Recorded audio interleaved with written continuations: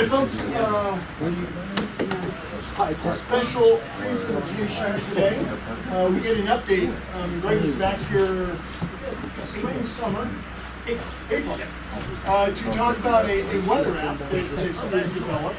And he's here to give you kind of an update of where he's at with that. So, Greg Thompson, stage is yours.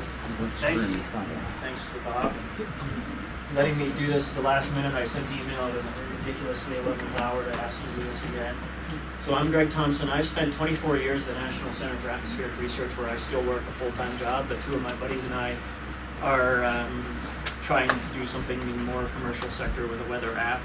So I am here to give a little pitch to that, if you don't mind. But really, I'm super interested in hearing your guys' feedback, guys and gals' feedback, because I've been doing weather for 24 years. I am really the guy who created the Aviation Digital Data Service 20 plus years ago at the Weather Service at the Aviation Weather Center. So when you go to aviationweather.gov, pretty much that's how I spent 14 years of my life developing products for you all.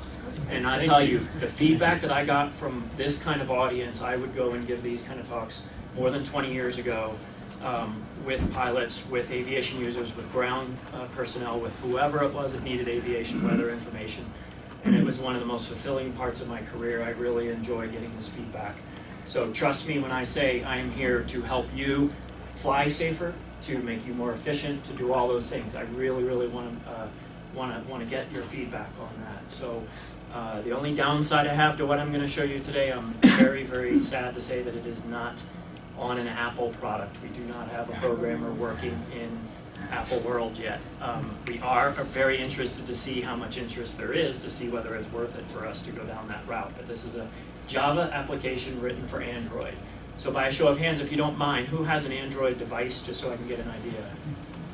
So this is better than the last one I gave in April, because I think there were about 3 or 4 people. But the total audience size was half this in April. So I'll give a quick update here. So I wrote down on the whiteboard over here the location where you can go to a web page. There's a Google Play Store link directly to it. It's 30 days, free trial, no ads, no BS, if I can say that. We want you guys to try it out and say this is worth trying out, but it is our intent to try to make a profit out of it, or to have a company. But I can tell you we've sold 12 apps in a year, so I can tell you how tough this competitive market is in app development. So just keep that in mind. We're not going to turn around and get rich tomorrow. It's $4.95 today on the Google Play Store, one-time purchase as it is today. But knowing that we can't make any real, company out of this, we are changing to a subscription-based service at $2.99 a month. So that's what it's going to head to. However, I'm here to tell you, you have the best opportunity to jump in early and get the grandfathered in clause for buying it one time and being done. So you'll have everything if you choose to do that route, but I won't persuade you any more than that. So here's a couple of screenshots on this. Here's radar. It's National Next-Rad Mosaic. It's updated frequently, and you can just continually zoom in. I know there's other apps that can do this. Radar Scope, for those who know Radar Scope, is the best radar app. I will tell them. I pretty much know who developed it as well. But their radar data is better. But this is more geared toward pilots, not meteorologists. So if you are a really geeky meteorologist and can deal with Radar Scope, that's a different story. Because it is the highest level data quality you will get, the most dense data you can get. So radar is on there. I'll scroll through the list of features and try to stay out of people's way when I do this. I'll show you a quick overview of a couple of the screens to show you what else is here. I'll stand here for a second. So there's the same thing. You can keep zooming in down to essentially street level detail.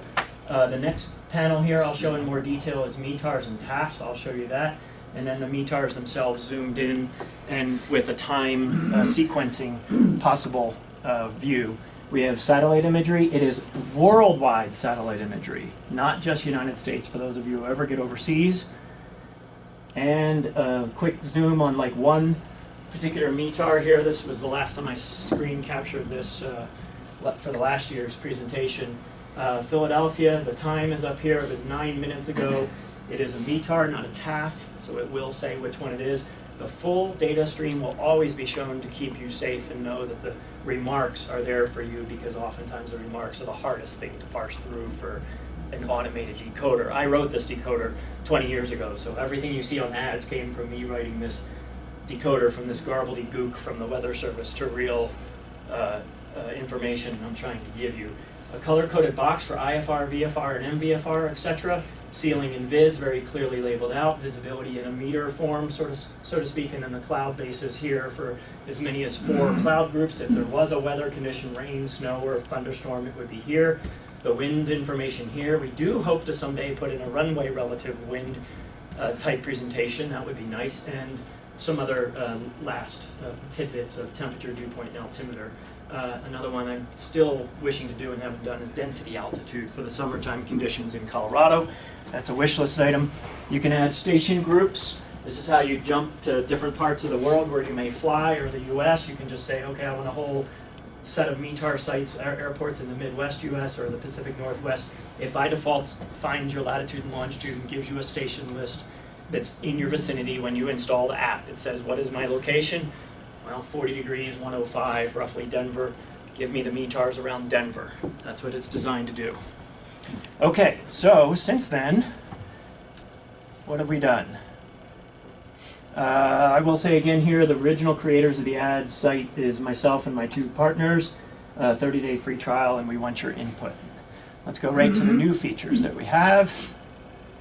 So I'm going to have well, it doesn't look too bad to be on this screen here. So this is an emulator. Why is the word portent so huge? It changed on me since I unplugged it into this machine, so I might have to stop and restart it. I'm not going to do that just for fear of what might go wrong.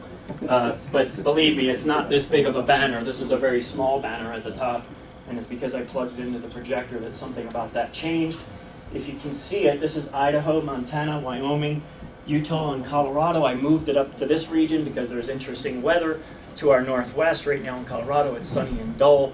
Up here, it's snowing and interesting, so I popped it up here. All these colored dots are the METARs on a map. So not only can you get the raw text and look at them with time and so forth, you can see them on a map. You can click on one, and it'll pop up the raw text. That's something new.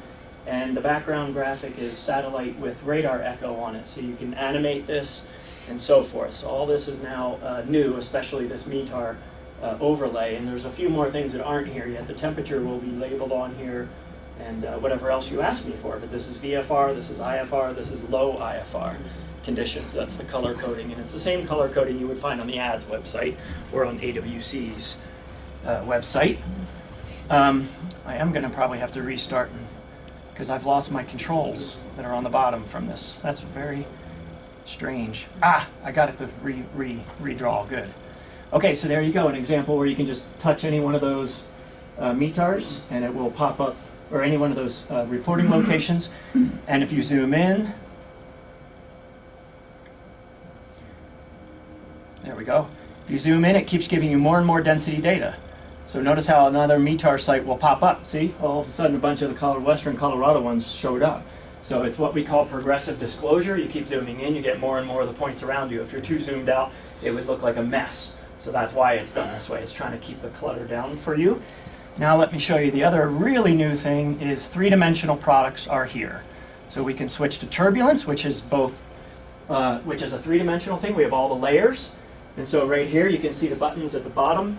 This is what newly appeared, 120. We're at flight level 120. We can just click up and down and go through the different layers of the atmosphere with the turbulence product, with the icing product, with winds, with temperature, with humidity.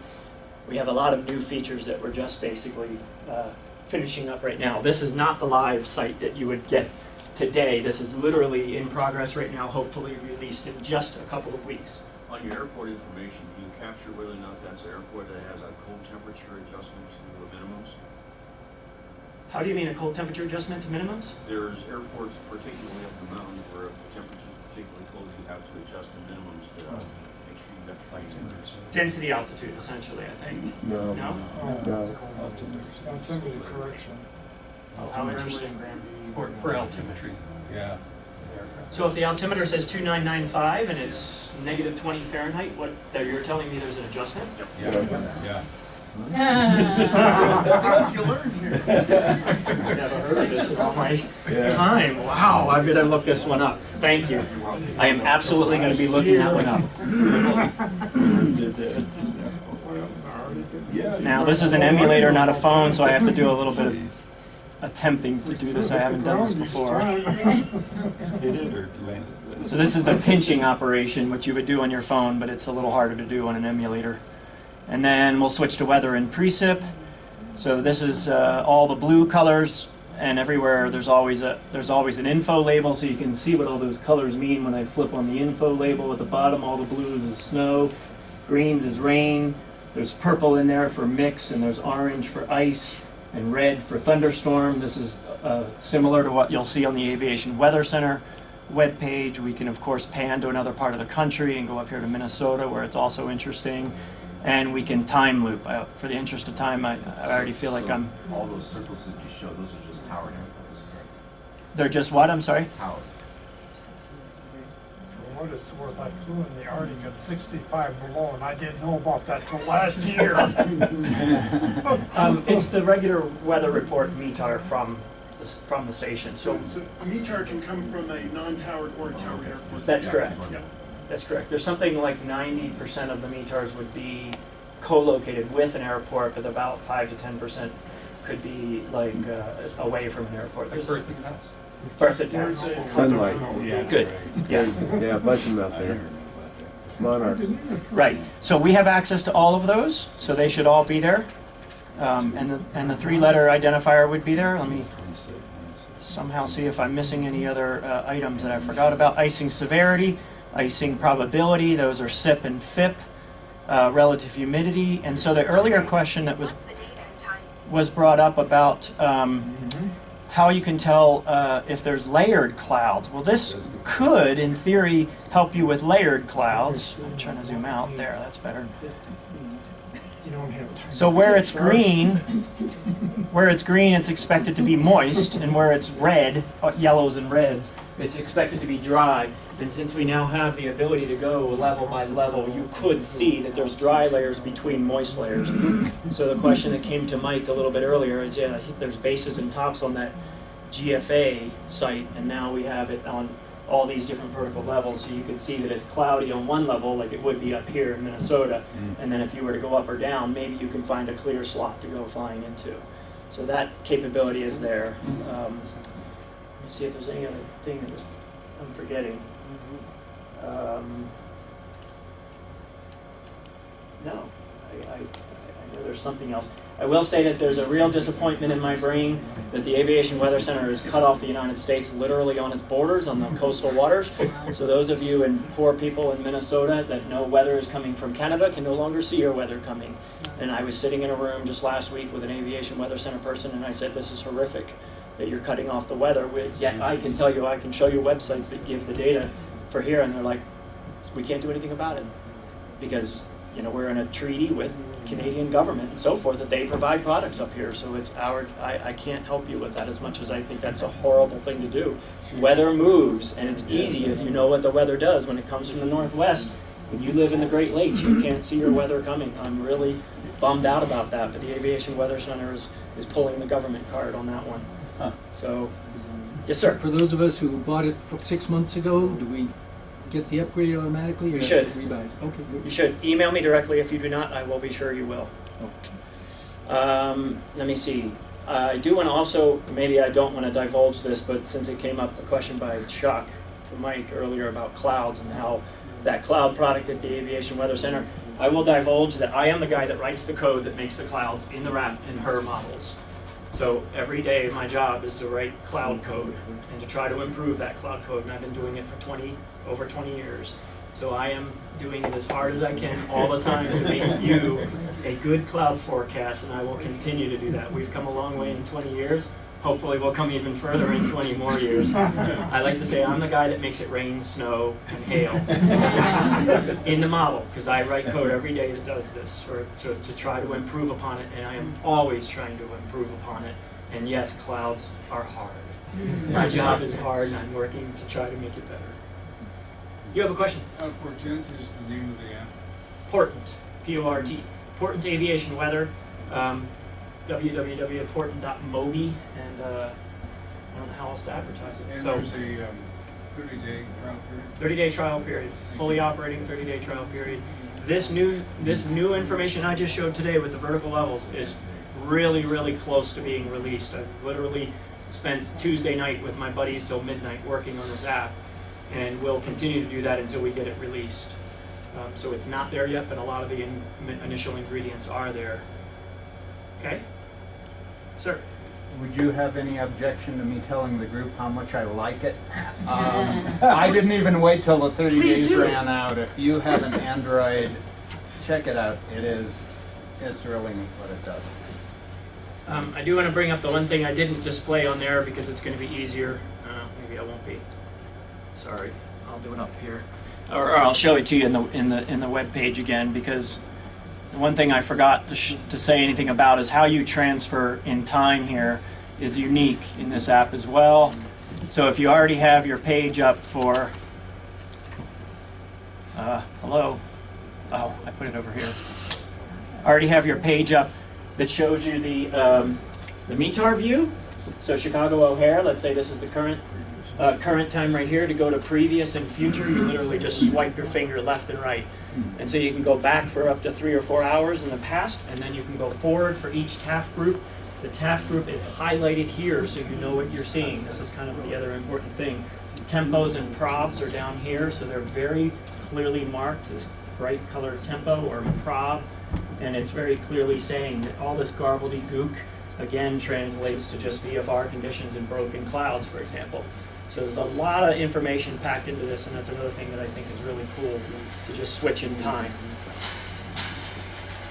One of the ways that I use it that you haven't mentioned is to make a list of stations that you're interested in, because I tend to leave the location turned off on my phone because of how much power it consumes, and I don't want Google always asking me to review every place that I go to.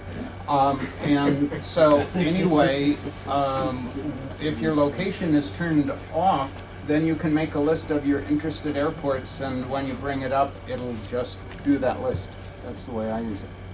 Good feedback, thanks. And anybody else who wants to give me any feedback offline, online, on email, or after the meeting, I'll hang out. SKUTs available, or is there a plan for it? I'll mark it down. After the last meeting here in April, I was shocked. How many would actually think viewing a SKUT is an absolute of their everyday activities? I knew Mike would say yes, and as a meteorologist. How many? Us glider guiders? Yeah, I definitely use it before I fly, not every day. okay. I don't use it in the winter. Well, if you go to the rap.ucar.edu site, I created those SKUTs. So if I can tell you I can create them in a weather app, then I can create them. If I did them online 25 years ago, I can do them on a weather app, on a mobile app. And the interactive ones up a lot. That's really Yeah. Really? yeah. For glider pilots, at least. I'm a little surprised. I think SKUTs are one of the hardest things in meteorology to talk to people about. So he taught you. Yeah. Okay, I feel bad for taking up more time, so let me turn this back over to Mike. Thank you all. Are there any plans to do flight planning on your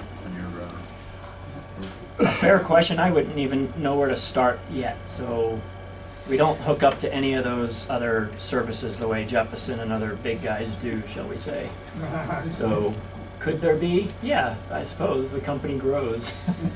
But right now it's so far down the list of, since we don't do that aspect, we're all weather people and computer programmers. Not impossible, but Just wondering if you'd like a show of hands, how many people would be interested in this in an Apple version or an iPad version? anybody interested enough to see an Apple version from seeing that demo? Or an iPad. Okay. Yeah, here's me walking around. This is my everyday phone I want to use for all my communications, but this is the darn thing I need to do to test my app. So, yeah, I have both. So I'm going to ask Greg, is the cost of letting him promote his product here? We get questions when I talk about SKUTs, which I do often, in the wrap up thing that you wrote. What are the color symbols up near the photograph? Yeah, there you go. Since he wrote it, he's going to tell you. Do you want to bring one up? I can. Are you on? While you are on the internet, you went Yeah, to yeah. Washington Post. So if you want to bring up Let me give you an idea of which one to bring up. Which part of the country is interesting, because they only appear certain times of the year. The Denver one won't show it today, for example, because it's too cold. There's severe weather things. So if you're a summer weather, Just let me trying know. to stay out of danger, which you probably are for thunderstorms. Just let me know what site, Greg. Yep, looking for it now. I'm down in Jacksonville. Yeah, do Jacksonville, Florida. Oh, yeah. This is cool. Eric Rasmussen's a tornado researcher out of Oklahoma, and this is more or less a derivative of something Eric Rasmussen did. Okay, so if you know how to read a hodograph, the wind at the surface is closest to the center, and then it's going upward in altitude here. So just by looking at it as a straight line from the center outward to the right, I don't even have to look at that. It's all westerly flow. It's just basically like connecting arrows for every altitude. That's what this hodograph is. Okay, the gold colored dot is the anticipated storm motion for any thunderstorm that would appear. So it's very fast winds in Jacksonville, Florida right now. This is not a summertime profile at all. This is very much a wintertime profile. 90 knots at the mid-levels of the atmosphere, and already 50 knots at 10,000 feet. Yeah. At 10, 11, 12,000 feet, it's already 50 knots. That's unusual for Jacksonville, Florida. This is very much a Denver-like sounding. How different is that from this one up here? Exactly. I'll do that for you. So this is the anticipated storm motion given the first 6 kilometers. It's the average wind in 6 kilometers. That's how that's computed. So you would say that storms that form near Jacksonville on that day are likely to move due east at 30 to 33 knots. Okay, now if there was a right-turning supercell, it would be this guy. This is Eric Rasmussen's stuff. Okay. So it would be the purple guy. So in this case, this purple dot is what's echoed here, 301 at 39. So moving from 300 degrees at 39 knots, a very fast-moving storm. Now, with these kind of winds, you would expect that. So in the summertime, a Denver sounding that had this sort of information, in a good juicy June case in Denver, you would be more concerned about the guy that's moving to the right of the mean wind. Supercells move to the right of the mean wind. Now these extra orange and gray circles are getting more and more complex. These are basically the upper level wind information, and when this purple dot lies outside the gray, this is classic supercells. Or, sorry, low precipitation supercells. Mike will appreciate this because he and I storm chase. In the gray ring is classical, and in the green ring, if the purple dot's in the green, then it's HP, high precipitation supercells. Cool. So Good to it's know very for me. geeky, Yeah. very geeky weather information. Cool. Thank you, because I get that question often when we talk about scootees. There's a lot of So, information. so do you have that memorized now, Mike? I did. That was incredibly helpful. Practical application to a pilot. I mean, knowing which way the cells are moving. Oh, is yeah. Really useful. Absolutely. So the last part of the discussion about the types of supercells, is there something to derive from that other than I don't want to go fly? From a flight standpoint, you want to avoid all supercells. No, I mean, honestly, Fair enough. for weather storm chasers, that's cool info. The gold dot is actually amazingly reasonably good. Amazing. The 0 to 6 kilometer mean wind is a definite good indicator of which way the storms are going to go. So that gold dot, I would ignore the purple one. It's only deviant by a little bit anyway. But that gold dot is tremendously decent. Watch our radar and track, and then look for that gold dot and see where they are and see if they align. They're tremendously reasonable. Okay, so back to our trivia question. Tough question. Just so you guys know, I would have had no idea on this one. It was tough. But the answer is Greenland. So you can see Grand Junction, pretty dry over here, lower elevation. Greeley 40.8, Pueblo 31.8, and then Alamosa, which a lot of people selected thinking, hey, it's in that southern, but it's in the San Luis Valley, and it's in kind of a snow shadow from the surrounding mountains, so it's down around 27. So we did have some correct answers. Yeah. And so the weather book goes to Paul Chen. There you go, sir. And for our membership, Colorado Pilot Association, Steve Eddy.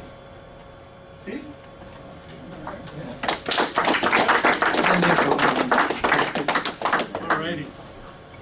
Alright guys, thanks for hanging in. It's gone a little longer, but hopefully you found, especially Greg's stuff, very useful. To me, anything that we can do to educate pilots and get better information helps you guys stay out of those statistics we saw at the beginning. So last part, always want to go through a flight scenario. So I ran this yesterday. So you have a son or daughter who's doing a scouting trip to Gonzaga, maybe catch a basketball game while you're up there. So we're headed to Spokane. We're going to depart at around 18Z, IFR flight in a TBM 700, and you can tolerate moderate or less turbulence and ISO. Okay, those are our kind of personal minimums. So here's our planned kind of route of flight, pretty direct line here going from Centennial up to Spokane. Notice the winds, and we're planning this at 22,000 feet. Winds are pretty strong from the northwest, so you got a pretty good headwind component on this particular day. And looking at the fuel consumption, you're going to have to land somewhere for fuel. Okay, the TBM 700 isn't going to make it all the way there on this day. But outside of the stop for fuel, it's going to take us a little under 4 hours, so probably 4.5 with a fuel stop somewhere along the line. Okay, so again, I always like to start upper atmosphere. What is the upper level pattern? So we're going to look at 300 millibars, 30,000 feet. And as I mentioned when we were talking about our climatic stuff, here's the upper level ridge that has been dominating the weather along the west coast for the past month and a half, 2 months. That feature is well entrenched, it's still there. So all the activity is going up into western Canada and then diving down into the central and eastern U.S. This is why this part of the country has been cold. All that air from Canada is coming down into there. 500 millibars, very similar looking pattern. And you notice, if we look at these in the summertime, these yellow lines are a lot farther apart in the summertime than they are right now. This is wintertime. The closer those lines are together, the faster the wind speed. Okay, these are lines of equal height at 500 millibars. 700 millibars. Again, very similar looking pattern. We have that ridge out off the west coast, strong northwest flow from the Pacific Northwest all the way down into near the Gulf Coast, especially across Colorado, and for our intended flight. Then we get down to the surface. Okay, the upper level pattern is what dictates what is at the surface. So we have a front that's off the coast of Washington out there, bringing some precip into western Washington at this time. And then as these systems come down, this is the cold air coming down from Canada. It's part of that northwest flow aloft. And then we have some other precipitation associated with this feature down along the Gulf Coast there of Texas and Louisiana. Okay? So here's infrared satellite and radar combined, and this was at 1430Z. We're going to take off at 18Z, so we're trying to make a kind of departure decision, what's the weather looking like. A lot of clouds in that front off the Pacific Northwest. So we have precip, and you get a little farther east there, you can see the blue part. So as the terrain increases over the Cascades there, east of Seattle, we're starting to get some snow. Here's kind of a blow up, 1500Z. Here, there's that precip coming into western Washington, and some snow just making its way into the Cascades there. And just here's Spokane. That's our destination for the day. Okay, visible satellite. Again, not a lot happening here in Colorado. Pretty dry, clear day yesterday, but a lot of clouds as we're kind of progressing there towards Spokane. Here's our surface analysis map, again with that front, big high pressure here over Idaho, clear weather for most of our portion there from Colorado. And here's our weather depiction, so graphical METARs. Colorado looking very VFR, good day to fly within Colorado yesterday. But notice what we got going on here in Spokane. Okay, red is listed as low IFR conditions. So we're going to need to check in a little bit more detail about what's going on there. Flight level 240 winds, mostly kind of a headwind as we're heading there. You can see the curvature of that ridge, northerly flow over Colorado. And here's our icing. So at flight level, this is from all the way from 1,000 to 30,000. So this is the total layer of icing, max layer in that layer. You can notice mostly kind of light icing is being forecast, but we do have a couple of icy air mets, this region here, as well as this larger region here that covers all of Washington. Okay, so we have an icing air met out. This is the SIP, current icing product from the Aviation Weather Center, and now we're at flight level 210. So this is all at cruise altitude, what icing you might expect. And you can notice it's looking fairly clear at this time between Colorado and eastern Washington. This is our Jepson product showing turbulence, again, mostly in the light category, but there are quite a few air mets out for turbulence at different altitudes. We'll look in more detail at those. And this is the GTG model showing turbulence at, again, cruise altitude, flight level 210. So notice we do have some turbulence here over the mountains of Colorado. We're going kind of this way, so we're staying mostly south of that turbulence, and it looks pretty good getting up into eastern Washington at this time. So here are actual air mets we can look at from the Aviation Weather Center. These are IFR air mets from 15 to 18Z. So you notice we have quite a bit associated with that front and all those clouds. We have both IFR and mountain obscuration air mets for much of kind of Idaho and eastern Washington. Again, we saw the icing air mets, and this is going to tell you now the levels as well. So this one is from 7,000 to the surface. Not too important for us at 21,000, but this one here is from 20,000 down to the freezing level between 8,000 feet and the surface. So as we descend into Spokane, we may have some issues with icing, is what that air met is telling us. Turbulence, yeah, pretty messy turbulence here.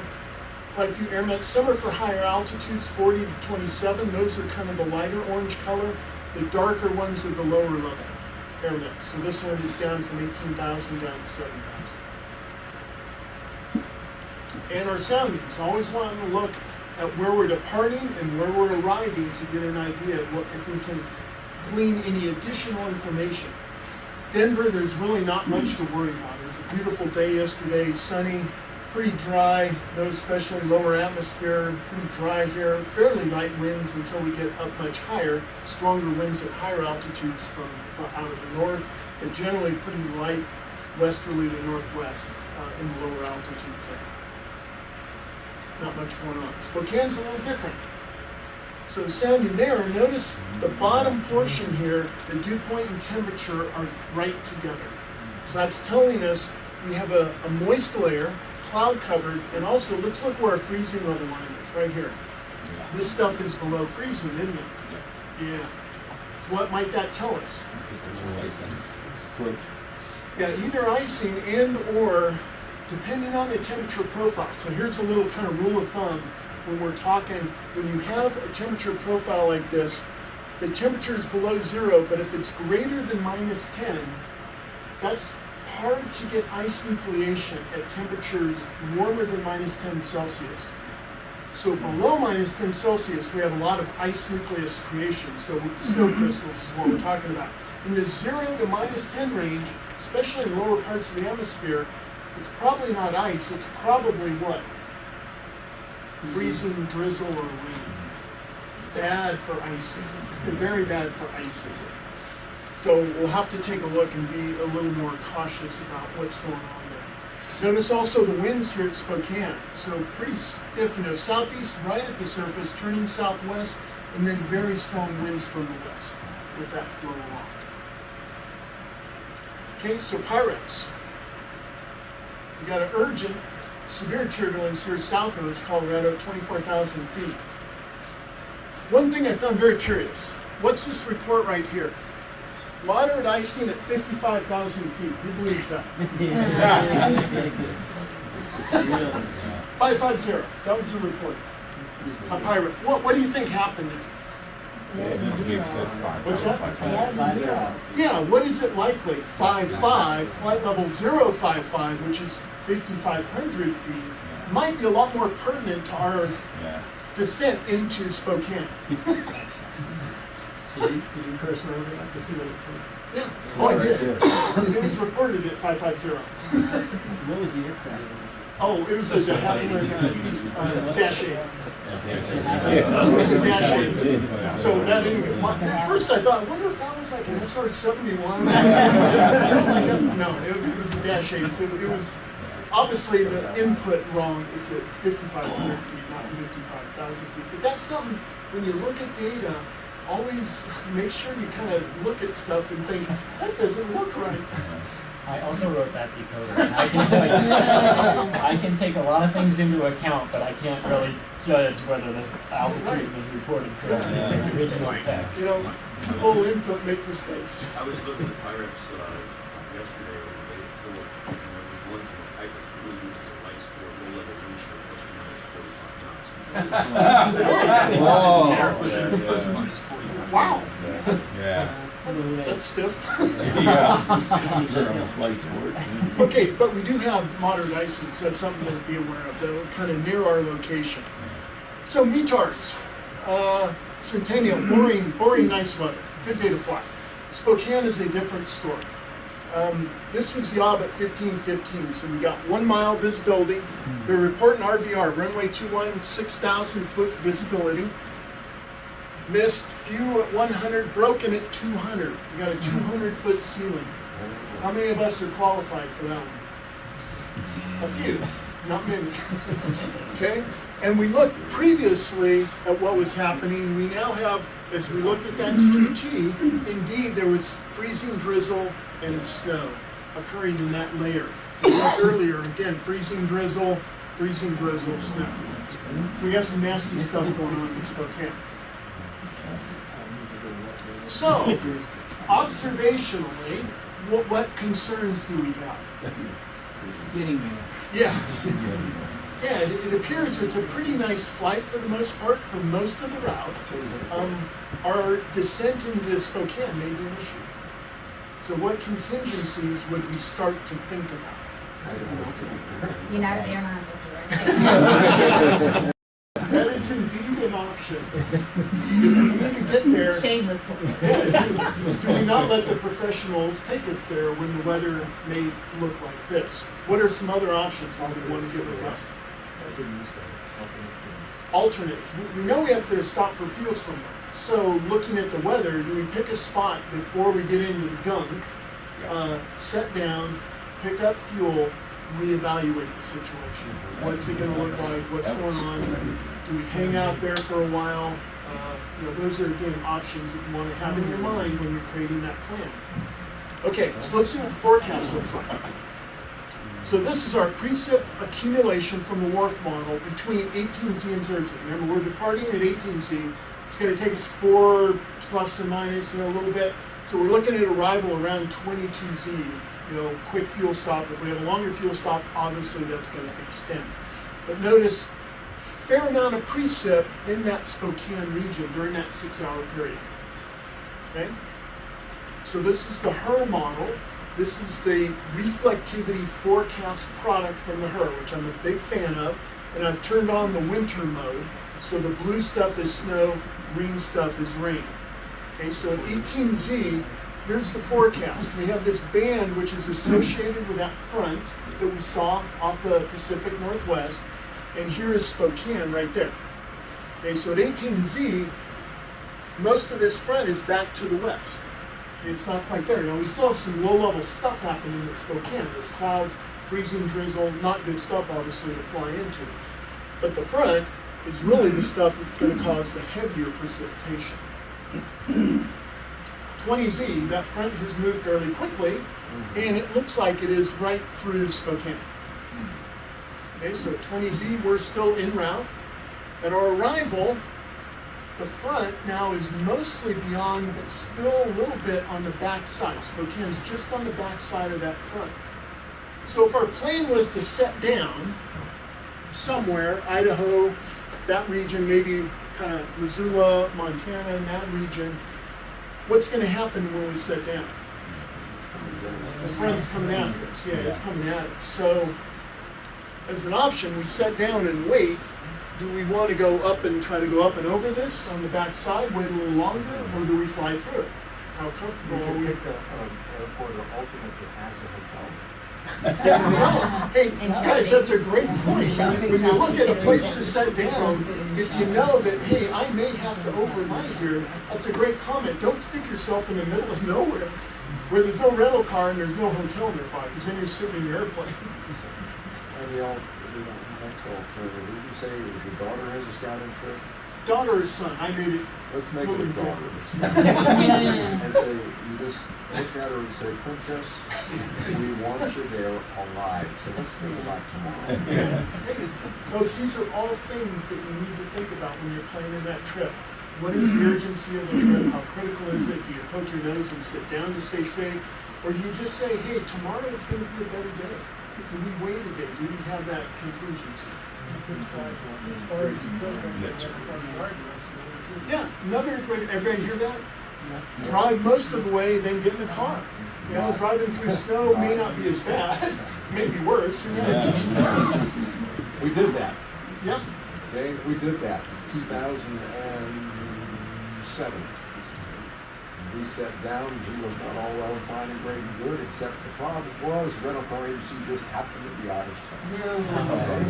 Yep, that's a problem. Okay, so 22Z, we know the front's mostly through, but it still could be, some precipitation there at that time. So our flight conditions at 18Z, this is our departure. Graphical TAF still showing low IFR conditions at Spokane, and you notice here's all the stuff associated with the front back here. We go forward to 18Z, this is our, thought was our departure, yeah. We're kind of in the middle of that stuff there. This is actually 0Z, not 18, I forgot to change the valid time. So this is 6 hours later. At 0Z, Spokane is still in its TAF in the low IFR conditions. So cloud bases, this is kind of midway through our trip. At 20Z, I picked on the GFA. So cloud bases, again, there isn't much until we get right close to Eastern Washington. And cloud tops, kind of same stuff. So right along that front. Icing, this is forecast. So 20Z, kind of midway through our trip. Again, it's not showing a lot in that total column, but I would be a little skeptical of this, seeing the other data that we just saw. If we look at the FIP in route, again, at 21,000, there's not a whole lot going on there. But again, we're going to get to the flight path tool that's going to show us a better picture of the three-dimensional look at that icing. See, again, when you look at two-dimensional products, you have to make sure you go up and down if you want to see the full picture. Or the flight path tool from the Aviation Weather Center gives you that vertical look. Again, of turbulence, not a whole lot going on, even though we got some pretty strong northwest winds. And this is GTG, combined CAT, so we notice we've got a little bit over Colorado, maybe a little bit over Idaho, but nothing too, it's mostly in that light to light moderate category. So our TAFs, here's the important thing we want to look at. What's going on in the TAF? Centennial, not a big issue, nice weather. Spokane, so here's the period we're interested in. This is from 18Z, so we're arriving around 22. The next starts at 0200. So we're looking at wind, pretty light winds, 3/4 of a mile visibility, light snow, mist, and 300-foot overcast. So who's comfortable landing in 300-foot overcast? Yeah, it's pretty tough stuff. You got to be a pretty experienced pilot to want to brave those conditions. So, flight path tool. Again, one of my favorites. When you're looking at a proposed flight, you put in your flight. So I kind of replicated what we did earlier with some waypoints along the way. This is at 21Z, so 3 hours into our flight. Okay, so we're getting close into this region here at 21Z. Again, put in my altitude, 22,000 feet. This is where the clouds. We start hitting clouds, it looks like around Idaho Falls, and it looks pretty cloudy all the way to Spokane at that time, at 21,000 feet. Our profile view, this is the part I really like. So if we want to stay out of clouds for a while, what could we do? Yeah, drop down a little bit. Eventually, this is what a front looks like on a three-dimensional view. That's the front right there. Solid clouds pretty much from the ground, and this time all the way up to around 22,000 feet. So That's a great classical look at what a front looks like on a three-dimensional view of relative humidity. Where do you get that again?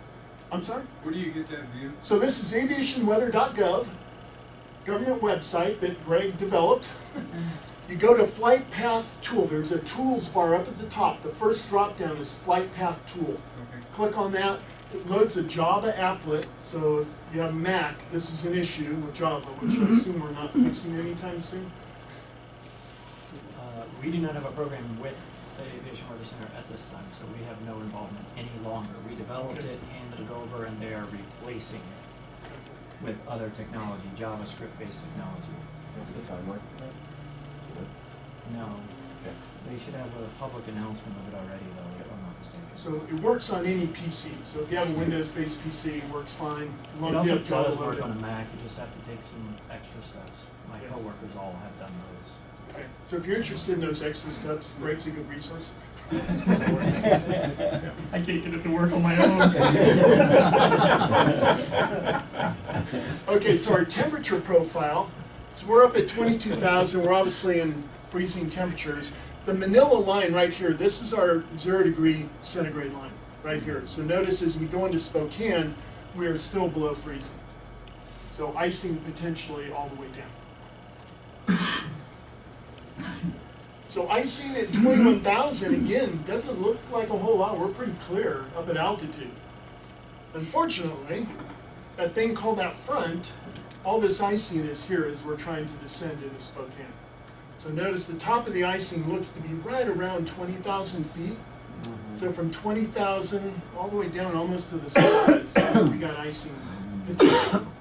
And it looks not only in the light to moderate to potentially heavy categories. About the time you get 9,000, it won't matter anymore because you're dead. Yeah, so that's not a fun looking descent right there. Again, turbulence view, not too bad for the most part. And looking at the profile view, yeah, it looks like we're at a pretty good altitude here from a turbulence standpoint. Again, these tools, to me, the three-dimensional tools are great for looking at altitude selection of where you want to be. If you want to be in more turbulence, to get a little bumps so you can lower down, feel a few more bumps. So, we've looked at the forecast data. Obviously, there's one big area of concern, right? So we talked about those contingencies. We've got some different plans going on. How many of here would actually proceed, take a fuel stop, and reevaluate?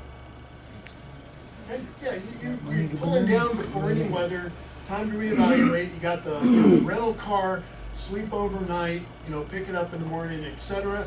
And there's some of us who just say, you know what, this ain't gonna happen today. We either get on a commercial flight or we just plan for another day. I vote Pocatello and dinner and drinks and leave early to get to work. Yeah, because that front's coming through, so it may actually pass the area that you're setting down at by morning, which it was when I was looking at data this morning. So yeah, you dust off the snow, go through whatever motions you got to go through, and then pick up the rest of the flight in the morning after everything's looking good into Spokane. Yeah. So just as a gauge, I looked at, hey, what did happen for those of us who wanted to proceed with this trip. So the METAR is at 18Z, quarter mile in Spokane, light snow, 200 overcast. Pretty nasty. Here's what had happened. So at 18Z, here's that front. Snow's kind of moved into Spokane. That's the visible satellite. Hour later, we're near Rock Springs if we're putting along in our flight. So we're about here. Again, just a few clouds. Everything's looking good. Notice the front's progressing. Pretty heavy snow, it looks like, at Spokane. And indeed, the METAR I put up top here. We have heavy snow, freezing fog, quarter mile visibility, 500 foot obscurity. Yeah, not a good day to fly. Yellow Right symbols there. showing heavy snow. And that is indeed, that's right at the heart of that front going through Spokane. 20Z, we are now near Idaho Falls, so kind of in this region here. Again, we're still in pretty good shape, nothing going on, a few mid-high clouds. The front still pounding Spokane at this time. So with the visible, we still have now moderate snow, quarter mile visibility, and obscured at 900 feet. So the ceiling's gone up a little bit to 900, but we still got a quarter mile in moderate snow. Not a great time to land. And also, the other thing to notice in my class for METARs, you guys are all now experts. What does this mean over here? SNINCR1/2. Who remembers that one? Snow increasing. Okay, what do the numbers mean? No idea. Yeah, so the first number is the snow in the last hour. 2 inches is the snow on the ground. Okay, so how much snow in the last hour? What is the snow on the ground? So you got 2 inches on the ground, 1 inch in the last hour. Last hour or 6? Do you remember? I can't recall, and I don't think it's increasing. It might be snow increment, but not Yeah. snow increasing. So it's not like it's definitely worsening, but there's definitely an indication that something has fallen. It's in the basically last a hour. measurement Yeah, measurement of the of last snowfall. hour. Yep. But very few reports countrywide with the implementation of ASOS even have this. Yeah. Keep that in Usually, mind. it's only when it's bad, snowing heavily, they start putting this stuff out. And then it's Howard Airport. Yes, it has to. You have to have an augmented observer in there to go stick a ruler in the ground down. So that's 1 inch in the last hour, 2 inches on the ground. Yeah, that's my understanding. I believe so. Okay, so 21Z, we're now 3 hours into this. This was, this is the IR satellite. Again, you notice now 21Z, we're almost to the back edge of that front. So Spokane's still getting hammered, but it's near the back end. And now again, we have heavy snow, 700-foot ceiling, and still a quarter-mile visibility. Snow increment now 1 inch and 3 inches on the ground. And finally, if we were to just proceed on and land there, this was what was happening at 22Z. So again, front slugging through here. So depending on where we would have stopped, probably somewhere up in this area. Now, you know, Missoula's starting to get snow at this time, so that may have not have been a good place to set down. Maybe somewhere a little further in this region, although I don't know how many airports have facilities in that region as well. That's something we would have had to look at. McCall is a good place. I don't know. Yeah, and at a 22Z, we still had a quarter-mile visibility, light snow, but up to a 1,500-foot ceiling. Scattered at 1,500. So the ceiling's starting to rise a little bit. We notice we're kind of on the back edge. You can see the back edge of that front right in there going through Spokane. And if we wanted to look at a webcam, this is what Spokane looked like at 22Z. Yeah, so, yeah, a good day to probably stay put. But I thought it was an interesting scenario to actually see that front and what it looks like on the data that you're looking at. With that much snow, you want to know what the runway condition Yeah. is when you're touching down. Yeah, so, and that's a problem here in the U.S. You know, we don't do snow tams, so it's hard to get that information of what's actually happening with the runways. A lot of other countries do a whole lot better job at producing either snow tams or runway braking coefficient information, stuff like that. It's hard to get that info here in the U.S. of what's really happening. That's why sometimes the webcams are some of the best options we have. If they show the runway, which I think you can kind of see out here, it looks like it's somewhat uncovered, but I bet there's some slush or snow on there at that time. But pretty long runway as well. Yes, we can. Any questions? Anything we went through there? You guys have any questions? Are these websites on that handout back there? No. So the Colorado Pilots Association website is on that handout. Colorado websites, I simply went on the internet, put in Spokane webcam, and the CDOT of Washington came up. I picked Spokane and looked at it. So pretty easy to navigate through that if you're going to a place outside your normal area. Anything else? All right, folks, have a wonderful holiday season, and look forward to seeing you.